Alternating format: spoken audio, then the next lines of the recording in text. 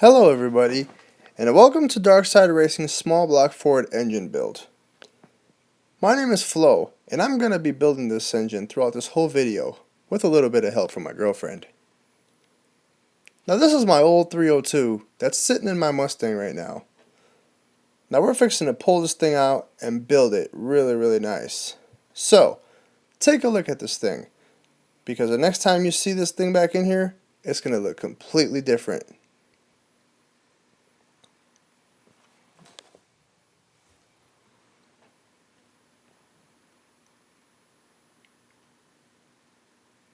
To get started, we can go ahead and remove the engine.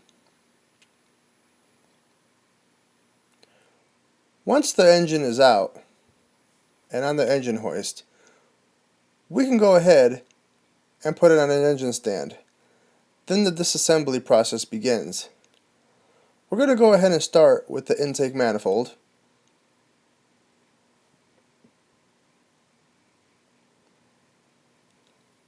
Followed by the valve covers.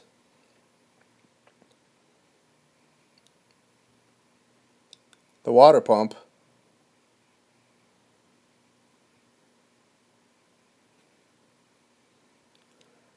Next we can go ahead and remove the timing cover.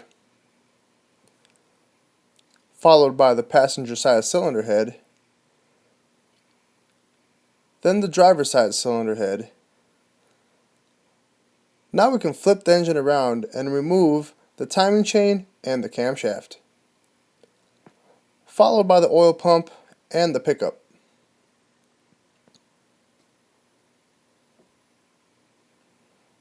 Once that's done, we can go ahead and start disassembling our short block. Oh man, looks like I blew a head gasket. Once the pistons and rods are out, we can go ahead and remove our main caps, followed by the crankshaft. Oh man, look at this. Broken pistons, and this thing still ran. Let's go ahead and just toss that over here with this pile. Well, looks like the disassembly process is complete.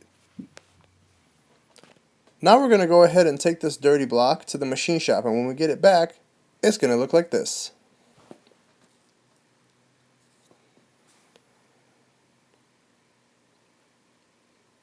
Man, now this thing looks really nice. As you can see from the pictures, this machine shop does not play. Now this machine shop is called High Tech Machining, and they are in Palm Springs on William Road, and have all the necessary equipment and know-how to get the job done right.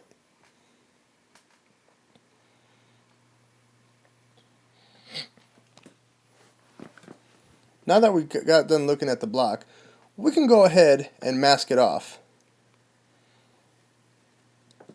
Now you want to mask this thing off really good. Every little place that you don't want to get paint in, because we are fixing to paint this thing very nicely.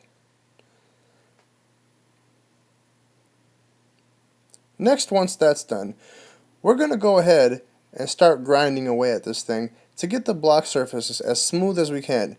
I'm using a carbide bit to get off all the rough surfaces. Now this can be a very timely process, but it's well worth it, especially in the end result. When the block looks perfect, it's going to be really nice.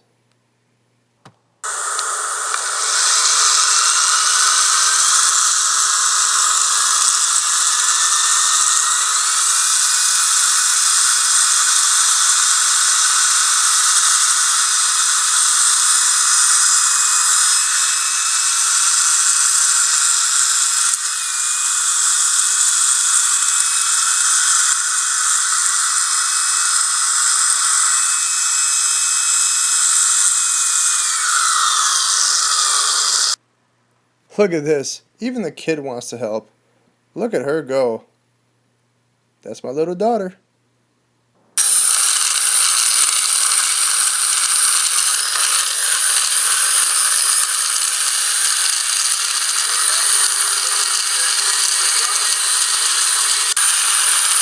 Look at that, Flo.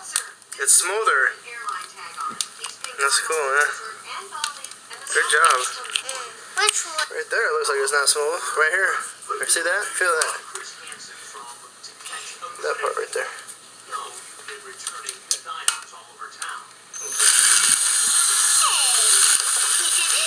is that for? You didn't know I was recording you, huh? There you go. That's the way to do it right there.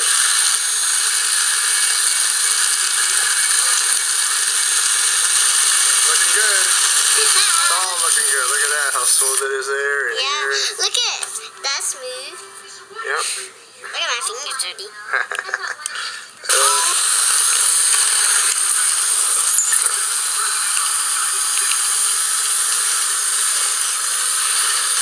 You know where to sand it. Give me 5.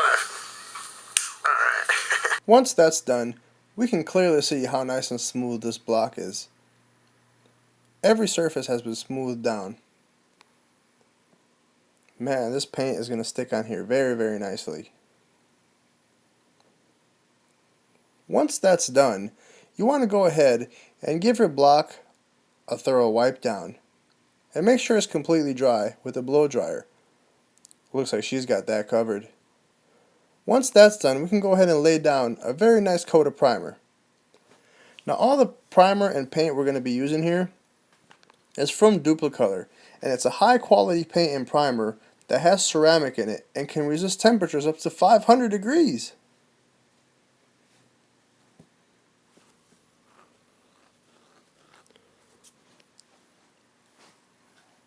After about 20 minutes of flash time for the primer to dry, we can go ahead and lay down our paint. And bam, there it is. Now this paint came out really, really nice. As you can see, all the hard work and grinding and sanding and smoothing of the block pays off in the end. I mean, this is some real nice detail that'll really catch some judges' eyes at a car show.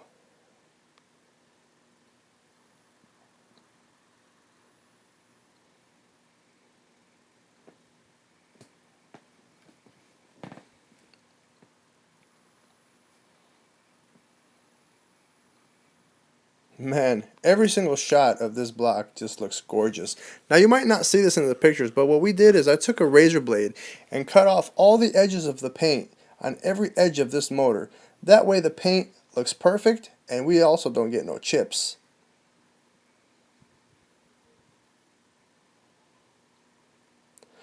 Now that this part's done, we can go ahead and move on with the assembly process.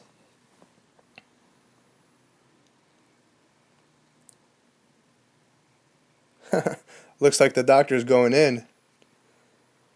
To get started, me and my girlfriend are going to start by installing these ARP main studs.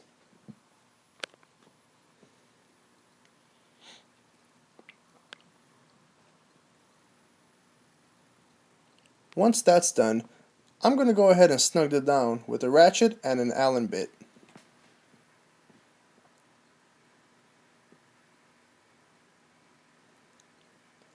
Now that that's done, we can try to get this freaking plastic off of these bearings that come with the shipping. These things are tough to get off, but eventually it can be achieved. Once that's done, we can go ahead and clean off the surfaces in the block where the bearings are going to be seated into. Now you want to make sure you clean these off really, really good. That way you get the right tolerances. Remember, when building an engine like this, being clean is key. Once that's done, we can go ahead and install the main bearings into the block.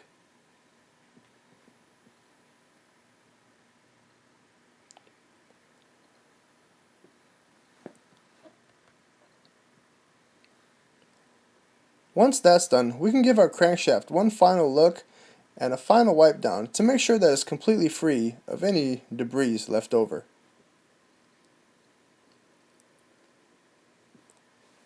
Look, my girlfriend's holding my shaft. Well, all joking aside, we can get back to business and we can start by lubing up these main bearings with this Royal Purple Max Tough Synthetic Assembly Lubricant. Now this stuff is great and will really protect our main bearings upon initial startup. Also, don't forget to smear a little bit of assembly lubricant on the sides of the thrust bearing.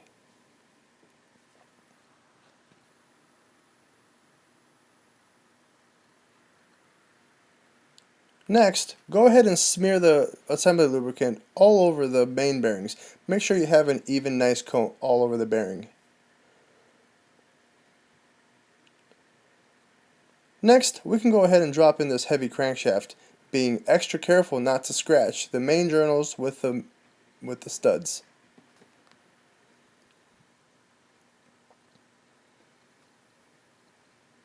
Man, this thing looks like it's going to spin nicely.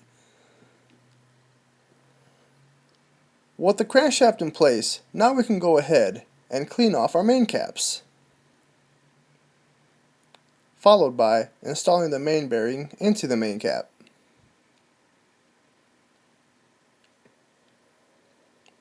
Now make sure that the bearing is fully seated into the cap. I don't know what's going on here, but after a little bit of goofing off, we can go ahead and get back down to business by lubing up this main bearing, smearing it all around to get a nice even coat, dropping it into place,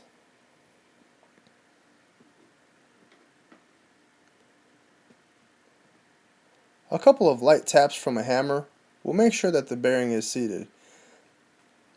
Also, don't forget to smear a little bit of semi-lubricant on the side of the bearing on the main cap.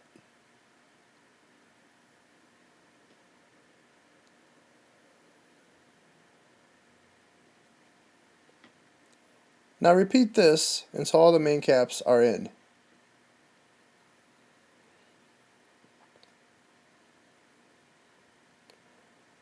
Next, we can go ahead and install our washers, followed by ARP Ultra Torque Assembly Lubricant. Now this stuff is critical to have on the main studs in order to ensure a proper torque reading. What's going on here? Looks like I was a little bit hungry. Oh man. Anyways, back to lubing up these main studs. Oh no! It looks like that stuff that I ate earlier must have had a side effect. Looks like I got a pretty nice little trip going. Well, now that I'm down from my high, let's go ahead and continue putting these nuts on. Now don't forget to get some ARP assembly lubricant on the nuts also. This will ensure a proper torque reading. Now when I put on these nuts, I like to pay attention to a little bit of detail. For example, I like to put this ARP logo on the nut facing upwards and not towards the main cap. Just gives a little bit of extra detail.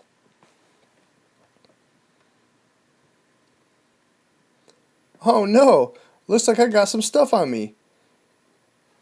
Hope it doesn't get on my necklace. Too late. Man, this stuff can get nasty.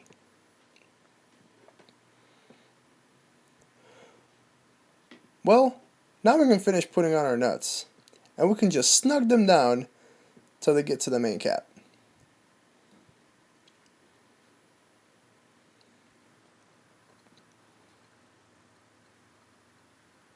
Next, we want to go ahead and grab our Matco torque wrench and torque down these main caps in 3 steps to 80 foot-pounds in the factory sequence.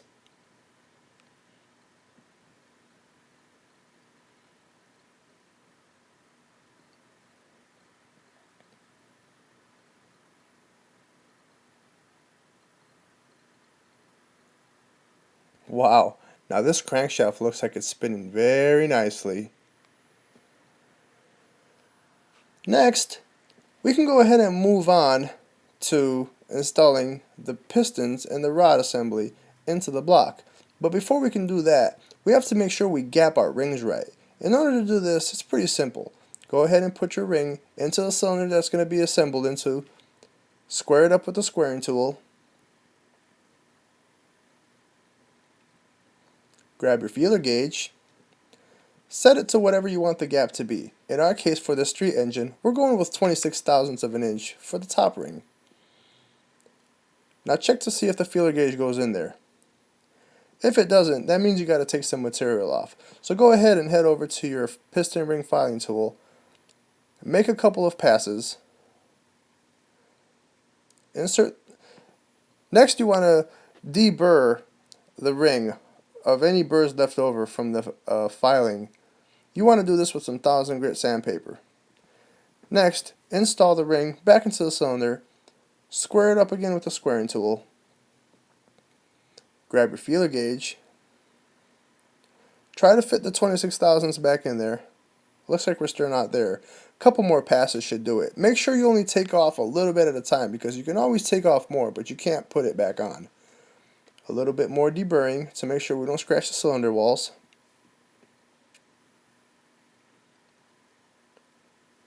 Now after checking again, looks like it fit in there and we're right on the money. Next, we can go ahead and insert the second ring. Now you want to insert this the opposite way of the top ring. You want to insert these rings in here in the same way that they're going to go during final assembly. Square it up with a squaring tool once again. Now you might be wondering to yourself, how exactly do you find out the proper ring gap size? Well, it's simple. For a street engine like ours, you want to go ahead for the top ring and multiply the bore size times 0.0065, which is going to equal out to 26 thousandths. For the second ring, you want to go ahead and multiply the bore size times 0.0045, which is going to equal 18 thousandths. And for the oiling rings, you want to have a minimum of 15 thousandths. Now you want to grab your feeler gauge and measure. For the second ring, we're going to go with 18 thousandths. Looks like we're not there. So we're going to have to pull the ring out, and do a couple of passes on the filing tool, deburr the edges, go ahead and install it back in, square it up, measure again, and once again, we are right on the money.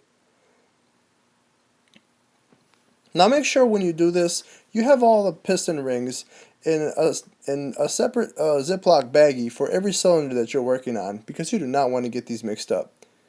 Once these things are in their cylinder bag, make sure you keep them closed. This one is for cylinder number 6.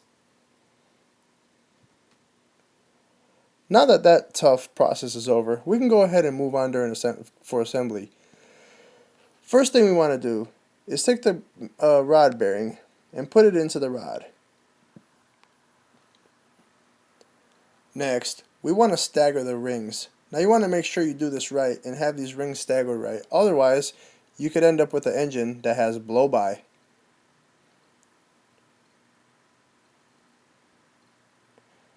Next, here comes the messy part. You got to really lube up these things good with some motor oil before you put them into the cylinder. Also, you want to put some assembly lubricant on the bearing and smear it all around to get a nice even coat. Once that's done, we can go ahead and put the piston and rod assembly into the ring compressor. Now as you can see on the rod studs, we have some blue boots that are there, and they're designed to keep the journal from getting nicked when you push down the piston into the cylinder. Next we can drop it in and send it home.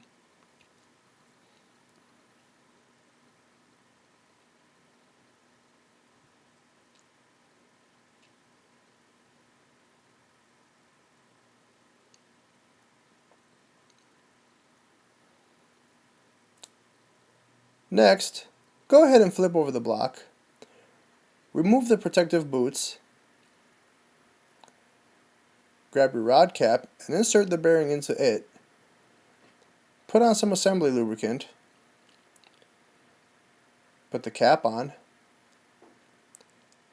A couple light taps from a brass hammer will make sure it's seated. Put on your nuts. Now also, don't forget to put on ARP Ultra Torque assembly lubricant. This way you ensure a proper torque reading.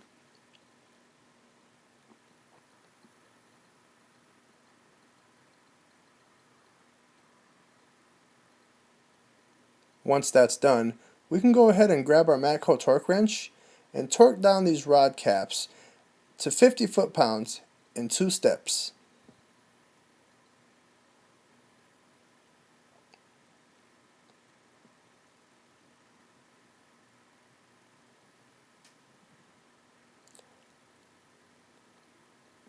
The rods should be able to move back and forth freely on the crankshaft. If they don't, you've got some problems. Next, go ahead and spin your crankshaft and position it to where the next rod that you're going to push into the cylinder is going to be at. And just repeat the procedure until all the pistons are installed. Like right here, we are installing the rings. First we're going to start with this oiling ring. Next, we can put on the second ring.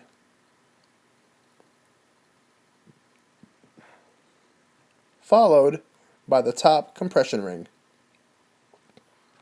Now don't forget to stagger these things correctly. Once that's done, you guessed it, the messy part. We got to oil these things up. And also, don't forget to get some oil on the wrist pin. This will ensure proper lubrication upon startup.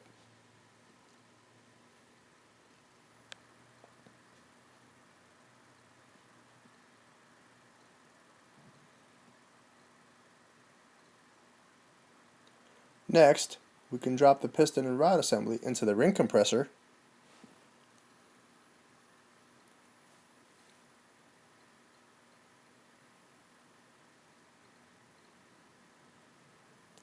Drop the assembly into the block. Make sure it's straight and send it on home.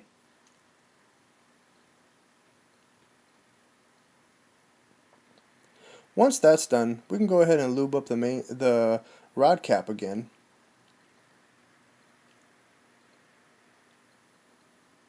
Drop it into place. Couple light taps from the brass hammer. Put on the nuts. And torque them down also, once again, in 2 steps to 50 foot-pounds. Now, I can have my big-breasted girlfriend turn the block over for me so we can install another piston.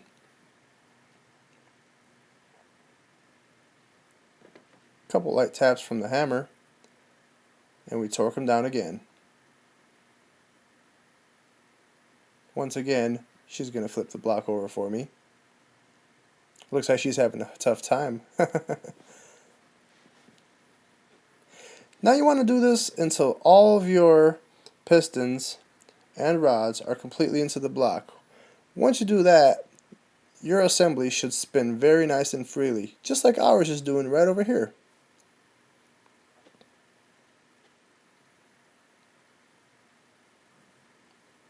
Oh man, even the top side looked good. Look at them pistons go.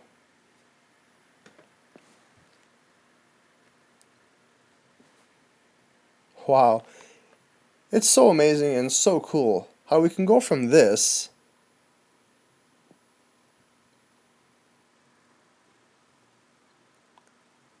to this. Well, that does it for our short block assembly. Please stay tuned and join us while we do the top end. Thank you.